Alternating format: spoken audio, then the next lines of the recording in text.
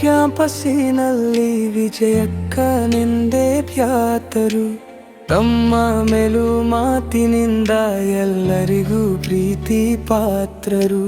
ವಾರ್ಷಿಕ ಪರೀಕ್ಷಾ ವಿಧಿವಿಧಾನಗಳಲ್ಲಿ ಎಲ್ಲವೂ ಸುಲಲಿತ ವಿಜಯಕ್ಕನ ಕೈ ಚಳಕದಲ್ಲಿ.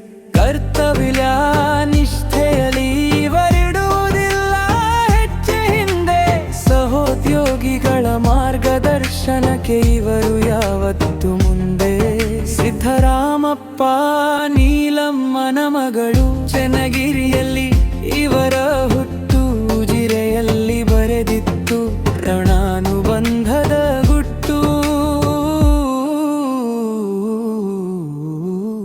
ಇರಲಿ ಆಯುರಾರೋಗ್ಯ ನೆಮ್ಮದಿ ನಿವೃತ್ತ ಬದುಕಿನಲಿ. ಪತಿ ಮಾರ್ಕಂಡಪ್ಪರ ಜೊತೆಯಲಿ ಮಂಜುನಾಥನ ನವರತ ಕೃಪೆಯಲಿ.